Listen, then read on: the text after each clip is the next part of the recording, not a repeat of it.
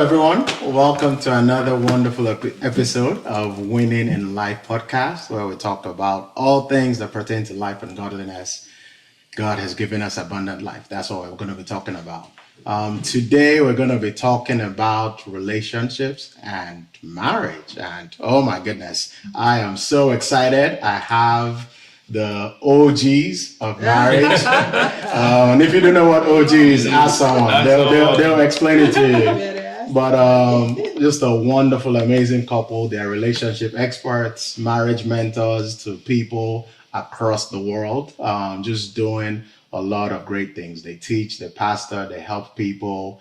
And so that's what we're going to be talking about. I have my beautiful, amazing wife, Dr. Ena, of almost 17 years. And we have the privilege, the honor, just everything we get to ask.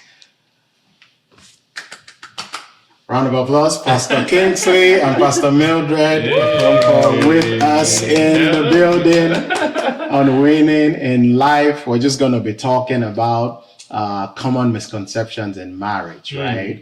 Things that you always thought. I think, I believe it was Miles Monroe that said, if the purpose of a thing is not understood, abuse is inevitable. And I think so many people go into marriage with this fantasy, and then it's like, okay, this is different from what I thought, or year one is great, and then after a while it's like, what's happening, right? Because you have this is what it should be. And so we're just going to talk about that today. So Pastor Kingsley, Pastor Mildred, thank you so much for doing this. For having us. Absolutely. So let's start easy and we'll work our way up, right? So every now and then, you hear couples say, oh, marriage should be 50-50. And I like to say marriage is not 50-50, it's 100-100, yes. Right? And that applies in everything, emotionally, financially. So I know you guys talk to a lot of couples. How do you see this whole 50-50 concept play out? Because sometimes someone is just not in that space. So what do you guys think? Okay, I think that marriage is 100-100.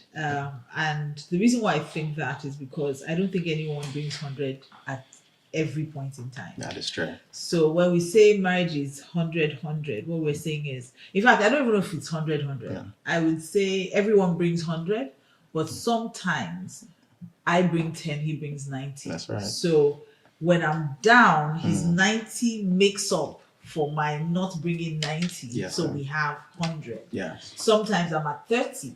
Sometimes it's at 70. Sometimes it's at 10. I'm at 90. So it's always a collaboration. Yes. It's always, what do we need for this marriage and who can give it? Yeah. So I don't know about 50-50. I hear people say the bills should be 50-50. Ridiculous. I don't think it should be about the law in terms of this is how we should do things. I think it should be based on love and understand that we're a team. So even though I am the goalkeeper, if I run forward and I'm not at my goalpost and he's a striker and he's standing right there, the ball had better not go in. Yes. So you can't say I'm just a striker, so I'm just going to cross my leg and say, okay, let the ball come in, whatever. No, we are a team. Whatever the team needs is what we bring. This team show up. I love that. That 50-50 mindset, it simply means like she was saying, you want to run the marriage based on law. And really marriage cannot be run on law. Yes, the strength of marriage is love. Yes. All right. So I'm not trying to stick to just my rules.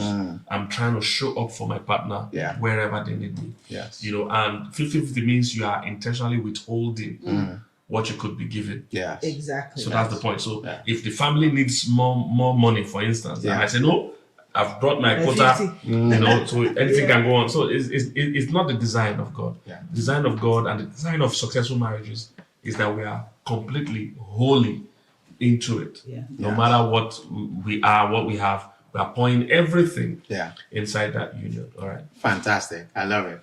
Ena? Yes, I love that response, and I think it's going to help a lot of people.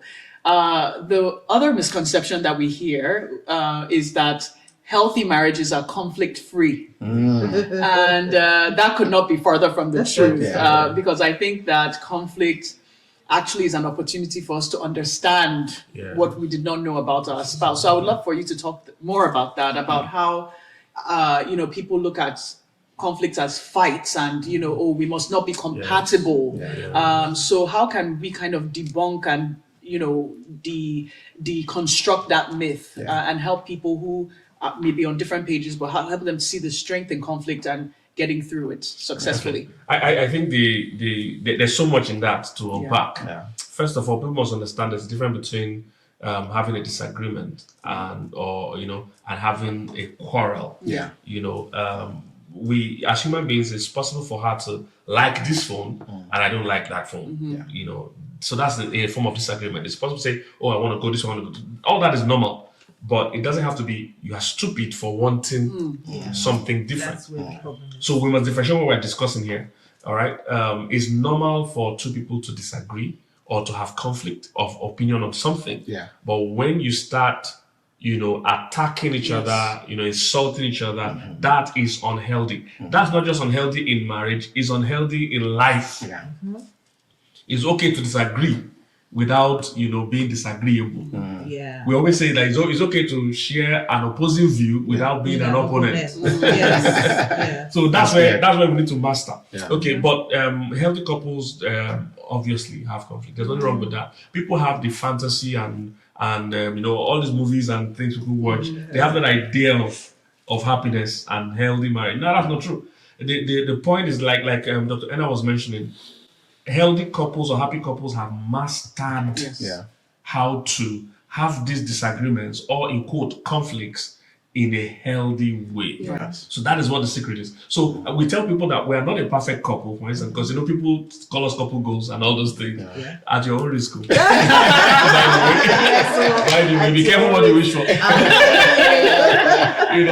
So people have all those opinions, but I say, so sometimes, I say we have a perfect marriage. And I will now explain that a perfect marriage is not a marriage without issues. It's a marriage where the issues are dealt with promptly and properly. So that's what we say. So I usually get the attention by saying we're a perfect couple. People say, how can you say perfect? I say, we're a perfect couple. A perfect couple is not people that don't have issues. It's where the issues are dealt with promptly. Because if somebody has a complaint in the marriage, you can't deal with it 20 years from now. Because some issues in the marriage have lasted too long. Somebody has not attended to it. Then you have to attend to it promptly, then properly. So some issues have been raised. The way it has been dealt with is not the proper way. So that's what makes a perfect couple. It's not that they don't have issues. It's that they have mastered over time, and it takes time. They've mastered how to do that dance where they can resolve those issues without it leading to insults and without it leading to permanent damage. Because the thing about conflict is that some words or some actions are not easily reversible. Even when we've settled, that person still remembers that you called me a goat. So women especially, don't forget.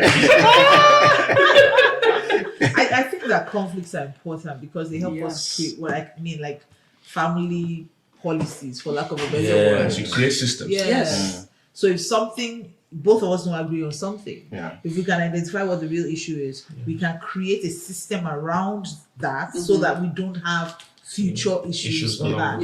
And it can also become a family culture. So I don't like the way you talk to me. I don't like the way you talk to me. Then how do we talk to each other? Pass the message across and feel respected. And then we pass that down to our children.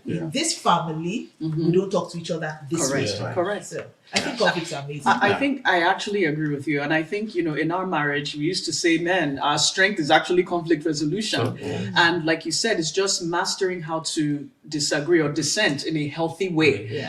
So, for example, the tone in which you can easily say, the way you just said this made me feel this way. And giving the benefit of doubt. And then another thing is timing. So when I just come back from work and I'm exhausted, it's not the time that you want to say we need to talk. We need to talk. But you can come to me and say, there's something that I have to discuss with you. Is it a good time?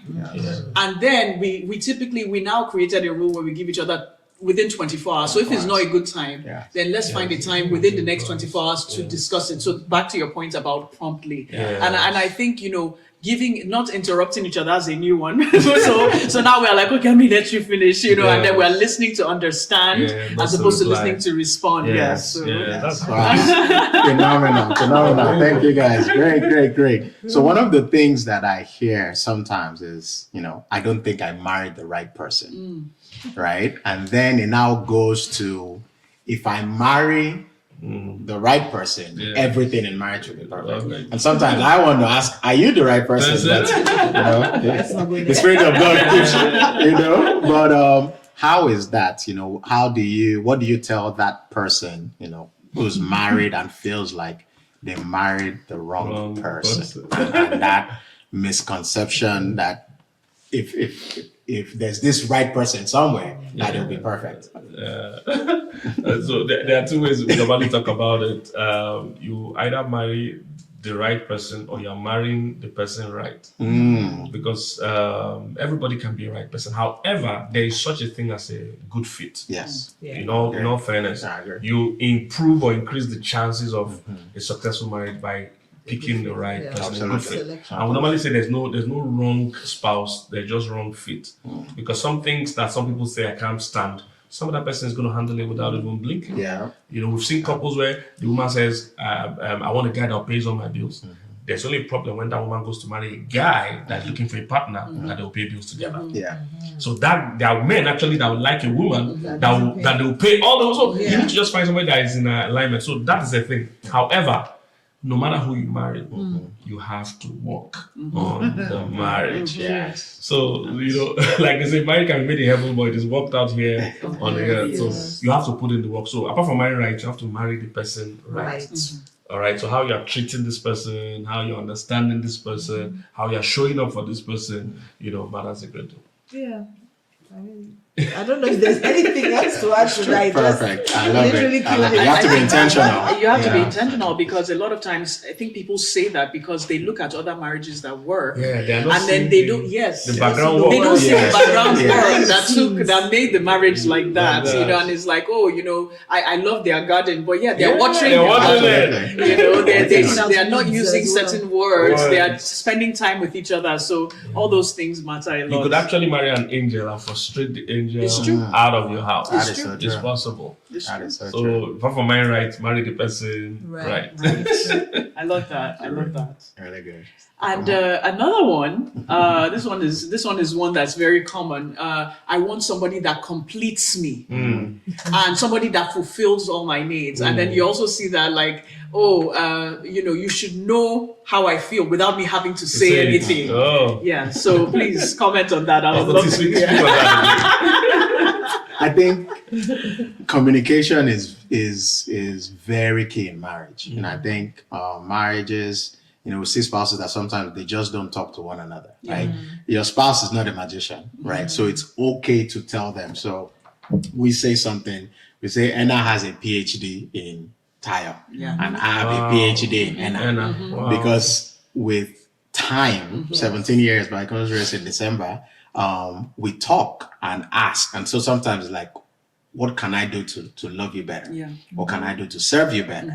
Right? So instead of this, you should know. No, it's okay to say, these are the things I like. It's okay to study love languages so you can speak love in a way your spouse will receive it. Understands. Not in a way you want to do it. When we first got married, gifts is one of my love languages. I was buying her gifts. And some days I'll see the thing under the table on that day. So one day I'm like, Auntie, this thing costs money. Like, what? Like, that's not, it doesn't really do anything. I appreciated it. Yeah, but it's like, her main thing was quality time. Like, she have told me this and I've saved my money before. So I think just get to that place where you're really, really trying to love your spouse the way they need to be loved. I think that really, really helps. So it's not so much about your spouse completing you. It's just that you guys complement one another. There's that alignment that PK was talking about earlier. Even that mindset most times is built from a place of emptiness. People are coming, showing up in marriage empty, looking for somebody to fill them.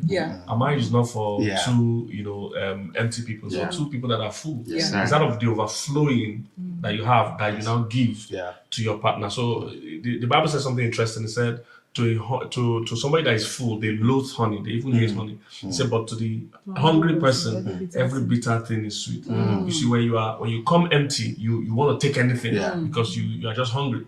But when you come full, you're even selective about who you commit your life to, and you're already happy. So you are not willing to share your life with someone that now makes you unhappy. So you're only connecting with people that will make you happier or will share in this happiness. So I tell single people all the time, somebody say, when I find the right person, I'll be happy. I say, no. So when you are happy, you will find the right person. Exactly. All right. So it's important to come full because even when you come, your partner will not always be in their A game. So if you're having the expectation that they are going to make me happy, the days they are down, you two are also down. You see that there'll be a strain. So you don't wait for them. You have Jesus that can meet all your needs. Yes, sir. He's the one that says, I will supply all your needs. Exactly. According to His glory. That one can never be depleted. Every other human being, has limited time, limited resources, limited energy. And as life happens, children come, work stress, health issues, you find out that the person you married, over years is not the same person as time goes on. So you must find fulfillment in God, find fulfillment in yourself, build other healthy things like healthy relationships that are not marital. Because sometimes it's a guy, if you're a guy, you need other guys to talk with. It's not every time your wife is your buddy. Your wife is your babe. So sometimes there are kind of things you want to talk about she's not interested in. So it's the same thing with you as a lady. Your husband cannot match you in your 20,000 words a day that women have. You need another woman that has that energy or that will be interested. Me and my wife are very close, but there are so many things she does by herself that, I'm not interested in. I didn't know that women watch other women do makeup. Okay, and I didn't know that. For me, it's a big revelation. That women just watch other women do it. I'm like, wow. And they just for 1 hour. I said, they watch YouTube videos. So there are a lot of things women will be interested in that a man can never even so if you want to always be together, it won't work. So you must find other things around your life that also strengthens you and fuels you up. By the time you show up to your partner, you're already full. You're not coming to them to draw. You're coming to them to give. Personally, let me just add to that quickly. I think that I think it's very unfair for anyone to put that kind of responsibility on another human being. To say this person is coming to marriage to complete me. And most times when people make those kind of statements, it's because they're thinking from a very selfish perspective. You're thinking of someone coming to complete you. What are you doing in marriage? What part do you now play in marriage? All you're thinking is, this person will make me feel better. This person, so it's just one person in marriage as far as I'm concerned. And I always, think about it that Jesus that promised to meet all our needs, he had to die first. So how do you place this on someone? You're literally asking the person to die, and that's unfair. Nobody marries to die, even though that's what we do in the end, but nobody marries to die. So if you're thinking about what you can give, because marriage is not about what you can receive, really. Correct. If you're going to have a successful marriage, you're really thinking, what can I give? I like the fact that you say you have conversations about how can I serve you better, how can I love you better. We've always done that. But our own question is, are you happy? What can I do? What can I change? How can I be a part of bringing you joy? So I think it's very, very unrealistic to expect anybody to be able to complete you. Only Jesus can do that, and even he had to die first. I agree. And to that point of asking these questions is not a one-time ask, because you realize that we all evolve, we all change over time. What I liked 10 years ago may not be what I like now. What made me happy 10 years ago may not be what is making me happy now. It's not exactly. And you like that. There's an inside joke. I think so. An inside message. Please, I don't have it. So I think it's so important to we do it all the time. Like, we ask each other like survey questions like, hey, how are we doing? Where do you think we are? What can we do better? Where do you think, and we do this periodically. It can be every 6 months, every 3 months. And we do it so that we intentionally work on our marriage. So where we were as a couple 10 years ago is so far from where we are now. And then I thought we're even good, but now I'm like, oh my God. And there's only better ahead. Yes. And this is because of the work that we've put in. And work, people think is a hard thing. Like, oh my God, marriage is work. And I'm like, no, it's intentionality. Is that intentional, you caring, you honoring, asking, being inquisitive, being curious, being interested. So we would definitely encourage everyone who's listening to really pay attention to your spouse. They're really your number one. And when your spouse is behind you, it doesn't matter who is against you. So it really does help. God has put them in your life to be your number one support. So please find that time to really build and sharpen each other in marriage and keep learning. Absolutely. Absolutely. One of the things I wanted to ask, I see some couples that they're doing well, but sometimes, it's just 5 years, 10 years is like we Nigerians say semi-finish, right? Starts to set in. They start taking their partner for granted. I want us to talk about that a little bit. How do you rekindle that passion, that fire? Because I think sometimes, they just get into this rut, like routine, and who's picking up the kids, and have you paid this bill, and they almost lose that connection, right? And that's why sometimes you hear some people, when they become empty nesters, they don't know what to do with themselves. Like, the kids have gone, now what do we do? So let's talk to that couple or those couples that they're in that place, they're doing well, but that spark is beginning to diminish. That's a very interesting one. We did a video where we talked about indifference. It's a phase in marriage where you no longer see the other person. No energy, no passion. Both people are very tired. One out with the kids, one out with work stress, one out with life, bills, life. Life is life. Life is life. So, but I just think marriage is such a powerful thing that it shouldn't be endured. Yes. It should be enjoyed. Yes. Must be enjoyed. It's something so beautiful. So I don't like when it's running flat like that. You can spice it up, and you should spice it up because it's a great source of energy. Yes. And that's what marriage is. So what are some things you can do? Have those conversations. Find out what your partner is interested in. Because what happens is that when you're no more interested in yourselves, you're still interested in other things. So if I would say it this way, rekindle friendship. That's what I was. So if you that's what I was going to say. So you're taking you can still add to it. So rekindle friendship. What are the things she's interested in that I can get interested in? What are the things I'm interested in she can get interested in? Go back to those things you used to do that was fun. Then you must have shared activity. Yeah. All right. There are certain things. People think what strengthens the marriage is I love you, you love me. No, it must be something that both of us love that is higher than just loving each other. So that keeps us focused on each other. That keeps us interested. Then meeting each other's needs. There's just something about someone that meets your needs that you are attached to. It's just there. As busy as the president is, he has time for his barber. He can say he's reaching when he needs to cut his hair. He will reach the barber because he needs to have that haircut. There's just something that softens our hearts when somebody that meets our need is around us. This person, you just give the person priority. The person is just important because they meet a need that other people around you might not meet. Other people might be taken from you, but this person is pouring into you. So your heart is softened. When people like Guy Chapman did the book Love Languages, something like that is so profound. When someone is constantly doing certain things to you, it softens your heart. Even love languages even work where people don't want to fall in love. That's true. Yeah. So you are in an office or somewhere, you don't even want to fall in love with this person, but if this person is constantly listening, constantly giving you quality time, constantly serving you. If service is your love language, if that person is constantly serving you, you will start to like this person and make room for this person and look forward to seeing this person. Yes, they become not a work wife. Yes, because their needs are. You see, it's difficult to keep people away from where their needs are being met. It's just difficult. All right, so it's a major thing. So I think another thing is, you get to a point in marriage where you must move from just sexual passion to actually the person becoming your safe place. Yeah. I think that's where the Yes. real thing Magic is. happens. That's where the That's a real sweet magic spot. is. Yes.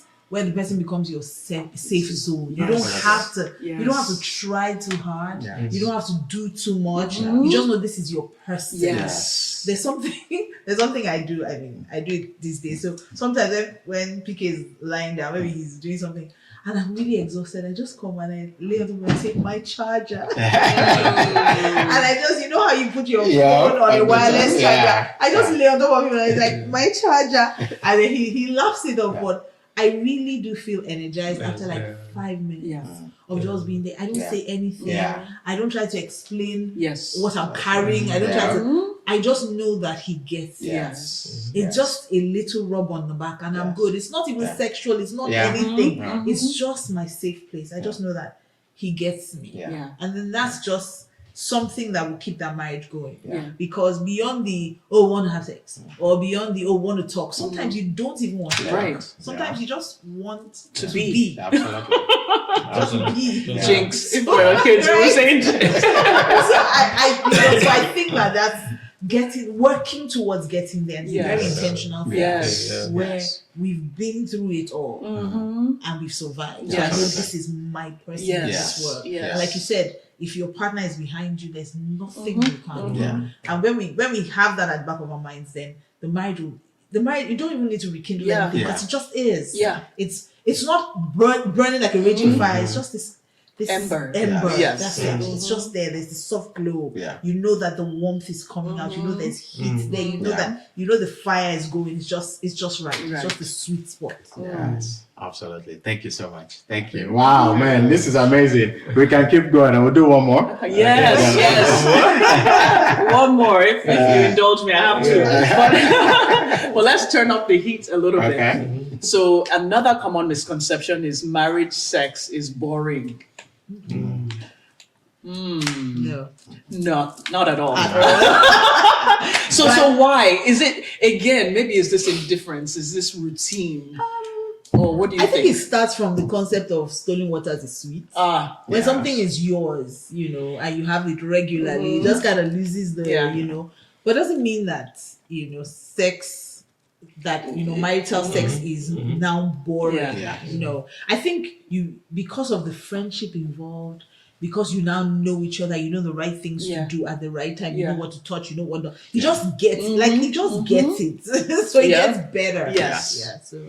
But research shows actually that marital sex is way more interesting than unmarried sex. That's what this research shows, that the consistency helps you know each other better, understand each other better. In most of those single sex, they don't have that. Then also the fact that you and this person are in a committed relationship. Because after a while, the single kind of sex becomes I'm using you, you are using me. I don't like you. As outside of sex, I don't like you. I'm not committed to you. Because if you're watching here, I know in a lot of cultures, moving in together is a common thing. I need to let you know for a fact, if somebody wants to marry you without marrying you, that says a lot. He wants all the benefits and services of marrying you without actually marrying you. Then that shows there's something faulty. And again, statistics shows that when you do things like that, that reluctance of being fully committed to you in itself is a message. So many people wonder, and after a while you find out that they don't like you. What marriage does, especially when it's done right, because when people say things like this, sometimes they are referring to marriages that are not on the right foundation. So that's why it looks so. If marriage is done right, where the two people are actually friends, you will find out that the sex, because the way I say it is that it's not sex that builds intimacy. It is intimacy that actually builds sex. Perfect. So that's how it works. So for the single people, they are trying to use sex to have intimacy. But in the marriage relationship, we're using intimacy that fuels sex. So you'll find out that when two people actually love each other, understand each other, and really care for each other, the sexual passion keeps getting there. And for young people always asking me things like, if I don't have marital sex, how do I know I'm compatible? And I tell them, you don't need sexual compatibility. What you need is sexual commitment. Because in marriage, what we do is that we're actually committed to pleasing each other sexually. Yeah. It's a whole different thing from compatibility, because those who chasing compatibility, just like Dr. Ena said earlier today, as you grow in marriage, your needs change. So even if both of you think you're compatible now that you're single, trust me, when the pregnancy comes, when the children come, when the work schedule changes, you'll find no two human beings are sexually compatible and want everything the same way every time. No, it's commitment. So today I'm not in the mood, but you are in the mood. I serve you with That's right. sex. I show up. So my wife says it this way: there's dutiful sex and there's beautiful sex. I love it. So there are days we are just showing up. We're not in the way. I don't think I was saying, but your partner is in a freaky mood tonight. So you show up, you bring a freak up. Then, and my wife says if you do dutiful sex well, most times it ends in beautiful sex. Beautiful sex where both of you are in the mood and both of you enjoy. So it's in marriage. It's just different. And you're comfortable. You're not trying. You're not rushing. You're not hiding. You're just comfortable with who you are as well. And the fact that you're desperate, soul and body. It's so amazing with integrity. Not like when it's stolen waters. It might appear fun at the but your beginning. mouth is full of gravel. Yes, at the beginning. But towards as it goes on, you find out the sense of adventure is gone. Everything is gone. You want to do it all over again, and you just keep causing trouble and having plenty children. Yes. They call it unwanted pregnancy. It's not unwanted. You'll be having children everywhere. Oh wow! Amazing. Did you still have a second? Well, how about we end with this question? Okay. What would you say has been the greatest point of your marriage? So whether it is an aha moment, a transformation moment, or a quality or characteristic that you both have, or that your marriage has, that you feel is the strength, is the flagship, I would say. Strength, quality, I would say he gets me. We get each other. We're friends. We're friends. We're definitely friends. I think that's the strength of our marriage. I would say that. I think friendship more than anything. I would say that we both actually show up for each other. That's one thing I've noticed among couples. We've been to many places where you see that the man doesn't care about the woman. Or sometimes the woman doesn't. Even just like today, we had lunch together and everything here now. There are places we've been to where, it's time to eat. And the wife just doesn't care whether her husband is eating or not. She just goes, serves her own food and goes. But you will never, if we're anywhere and they're eating, the first thing person is going to do is going to ask me what I'm going to eat. You see, so it looks like a small thing. It looks like, oh, don't you have your own house? But is that caring? Godman will call it the turning toward. Every time your partner is turning towards you for a bid for connection, and how you respond matters. It's either you ignore, it's either you move away, or you also turn toward them. And the couples that are successful, they both always turn towards. So that's what I would call our own, because to be honest, I call Pastor Mildred my undue advantage because she's such a lover, she's such a good person. And, I call her undue advantage. Why I coined that word was that, sometimes I feel like, should I even be teaching her married? Because I'm married to like a great person. This just works because of who she is. But you see, I know that there are good women or good men out there that are always giving, but they've married someone that is not, it's not just showing up. He's just receiving and never showing up. So, one time we're traveling and there's a common popular story I share. And there was a barricade on the plane, between the two seats. And we normally like to communicate when we travel. So we had to call them, how do you bring down this thing?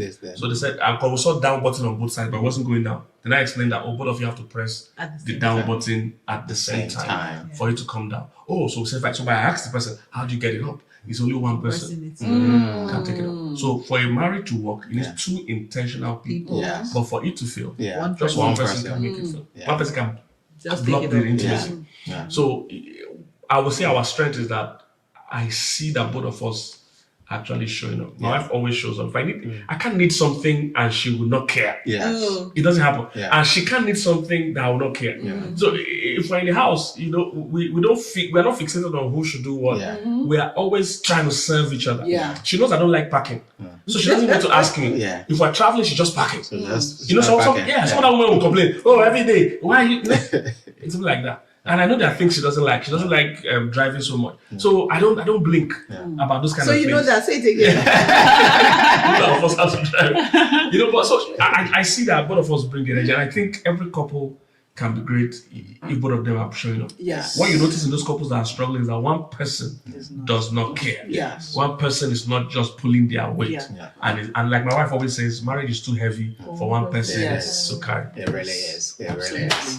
Fantastic. Thank you guys so much. Oh my goodness. Amazing time. Great. You guys, you've heard it, build that friendship, show up for one another. The scripture, where it talks about how Adam and Eve were naked and vulnerable. And the Bible says they were not ashamed, right? So, and that's really what this is. So thank you guys for opening up, for teaching us, sharing. Guys, until next time, hope you enjoyed Winning in Life. Like, share, subscribe. Even though my kid said I shouldn't say that today, it makes me sound old. But please let someone know to check it out. And we will catch you next time. Once again, to our wonderful, I can't even call them guests anymore, their family. Pastor Kingsley, Pastor Mildred, thank you so much. Beautiful wife, thank you for joining. Thank you so much. All right, God bless. We'll see you next time.